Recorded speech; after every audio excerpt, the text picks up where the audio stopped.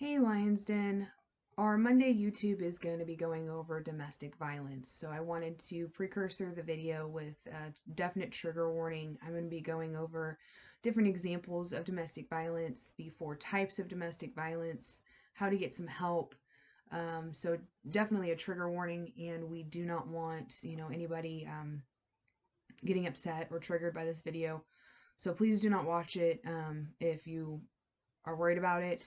If you'd like some help or needing some information on it, please continue to watch. Um, we'd be happy to be able to help you out. So domestic violence is not easy to identify at first most of the time. Some relationships are clearly abusive from the beginning, but abuse often starts subtly and gets worse over time. So examples of domestic violence are going to include calling you names, insulting you, putting you down. Even after you've expressed to them that it bothers you, they continue to do it knowing that it hurts you. If they prevent you to go to work, school, seeing family members or friends and are kind of isolating you, that's definitely abuse. They're wanting to keep you away from people, cut those people off, and they're the only ones that you're going to depend on. They try to control how you spend money, where you go, what's the medicines you're taking, what you're wearing, um, just kind of taking over your life in general. That's definitely abuse. And then acting jealous, possessive, or constantly accusing you of being unfaithful without reason. Getting angry when they're drinking alcohol or using drugs, trying to control whether you see a healthcare provider or insisting that they go with you to your healthcare provider appointments. If they threaten you in any way with violence or weapons, hitting, kicking you, shoving you, slapping you, choking, otherwise hurting you or your children or your pets, or forcing you to have sex or engage in sexual activities against your will, blaming you for his or her violence after the fact and letting you know that you deserved it. And then there are some that I wanted to add for the LGBTQ plus community, because there could be situations where they're threatening to tell your family, friends, colleagues, community members your sexual orientation or your gender identity, and you're not ready to come out yet. They could say, well, telling the authorities um, that you're LGBTQ, um, they're not going to help. Or women can't be violent. You're a transgender woman. You can't be violent. Justifying that you're not really LGBTQ plus if you're going to leave a relationship, or that those relationships are deviant and you're just proving them right. So there's definitely additives of abuse because of our community. And so it's sad, but definitely keep an eye out for it. There are four types of domestic abuse. Physical abuse is that involving contact intended to cause fear, pain, injury, or other physical suffering or bodily harm. Physical violence can be accumulation of other abusive behavior, such as threats, intimidation, or restriction of victim self-determination through isolation, and then manipulation and limiting their personal freedom, such as denying medical care, sleep deprivation, forcing drug and alcohol use, and just adding that to the physical abuse. It can also include inflicting physical injury on other targets, such as your children or your pets, and that's in order to cause emotional harm to you. So if they know, well, this child or this animal is their world and they care about more about them than they do themselves, I'm going to harm them to cause you pain. We did find that strangulation in the context of domestic violence has received significant attention as of late. It is now recognized as one of the most lethal forms of domestic violence. Yet, because of the lack of external injuries and the lack of social awareness and medical training, strangulation has often been a hidden problem. Homicide as a result of domestic violence makes up the greater proportion of female homicides than it does male homicides. More than 50% of female homicides are committed by a former or current intimate partner in the United States. In the United Kingdom, 37% of murdered women were killed by an intimate partner compared to 6% of men. Between 40 and 70% of women murdered in Canada, Australia, South Africa, and Israel, as well as the United States, were killed by an intimate partner. And the WHO states that globally, about 38% of female homicides are committed by an intimate partner.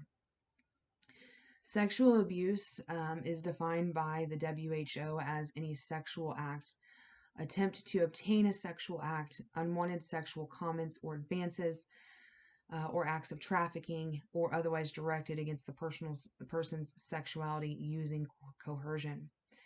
It also includes obligatory inspections for virginity and female genitalia mutilation.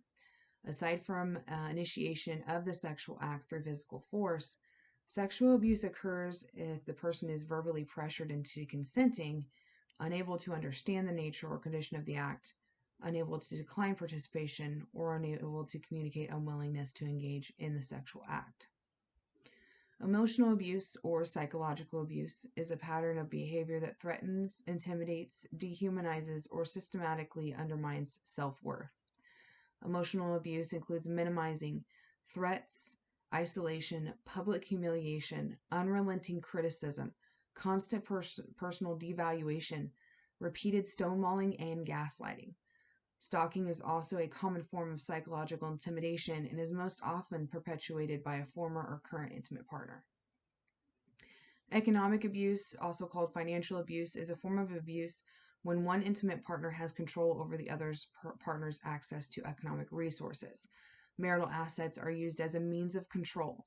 Economic abuse may involve preventing a spouse from resource acquisition, limiting that which the victim may use, or otherwise exploiting economic resources of the victim. Economic abuse diminishes the victim's capacity to support themselves, isolating them, making them depend on the abuser, and increases that dependence. It includes reducing access to education, employment, career advancement, and asset acquirement. Forcing or pressuring a family member to sign documents, to sell things, or to change a will are also forms of economic abuse.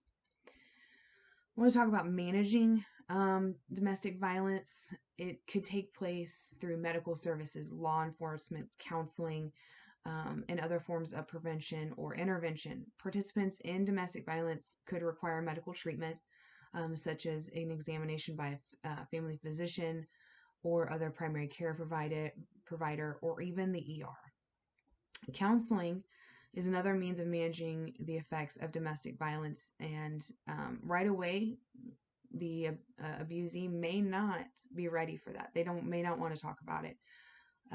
So it's definitely a step that you can take later to get closure on that abuse.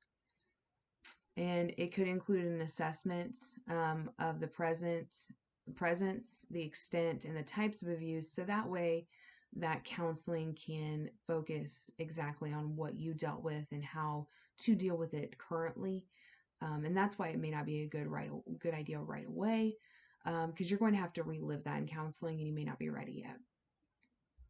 And it's just, this assessment is just a tool that can assist in determining the best course of treatment as a client. So it's going to also recognize any dangerous behaviors or subtle abuse in any current relationships, or any triggers that counselor can avoid when speaking with that client.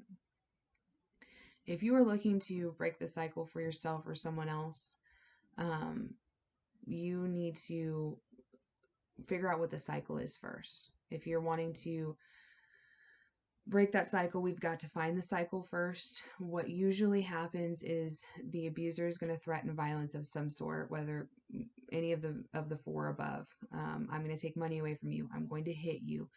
You're not going to get your allowance this week. I'm going to hit the kids. You're not worth anything. You don't get to go out this week. Anything really.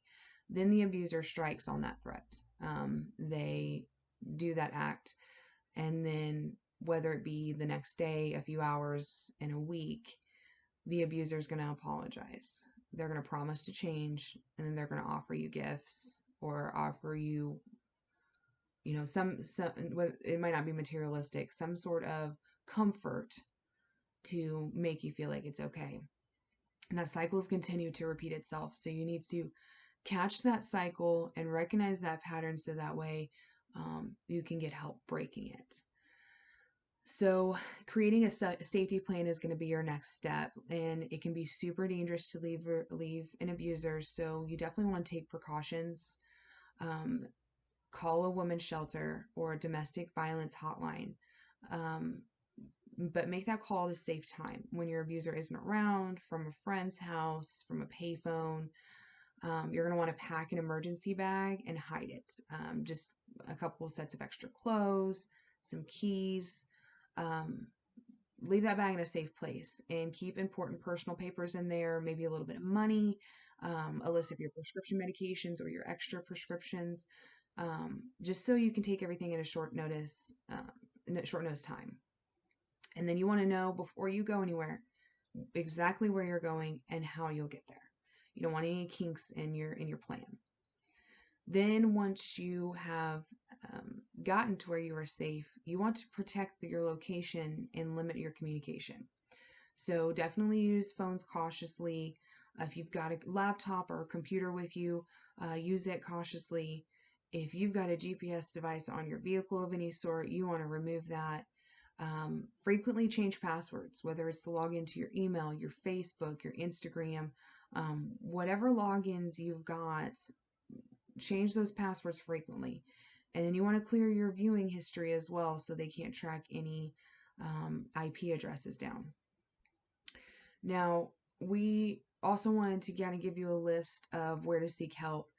And I'm going to put these in the description as well as where we got our information. But in an absolute emergency, always call 911 or your local emergency number or law enforcement agency. But we do have some resources that we'd found. The National Domestic Violence Hotline is 1-800-799-SAFE. You can always call your healthcare provider, um, counseling, or a mental health center. They will always reach out to you and get you help immediately. The local court system is going to help you, of course, weekends and nights. They're not going to be able to do anything. Um, and confide in someone that you trust. And that's where I want to touch base here, that this page is all about supporting each other and making sure that everybody is safe. Um, if you are in a situation where you don't feel safe, message one of the moderators, message one of the members, tell us you want to order a pizza, or tell us something. We're here for you. If you don't feel safe, if you or if you need help because you know someone that's being abused and you need advice or you need us to help you walk you through it, we are here. This is what we do day in, day out. Like I said in my last video, this is what we're here for, is to help each other. So just please reach out to us for anything. We are here. We love you guys. This is a safe place, and we do not want anyone to be hurting. The world's bad enough. We should be giving everybody love. So I am going to put in the description the National Domestic Hotline. I did do some research, and if you call your local 911 ordering a pizza, they'll know exactly that you need help because you'll be able to give your address and everything like that. I know I had watched on TikTok some videos and wanted to see if that was kind of a real thing. And when I looked it up online, I shouldn't say multiple, lots of police departments have confirmed that calling and ordering a pizza, they know that you're not in a safe situation. And then that is a good way for them to get your address. So we just want everybody safe, want everybody loved. So please feel free to reach out to the admin, any of the moderators, a different member if you don't know who your moderators are, and they can get a hold of us. Just please be safe out there. If you're in a cycle, find that cycle, create a safety plan, and get yourself safe and get yourself loved. I hope you guys had a wonderful Monday, and I hope the rest of the week is awesome for you, and I will see you on Friday. Thanks.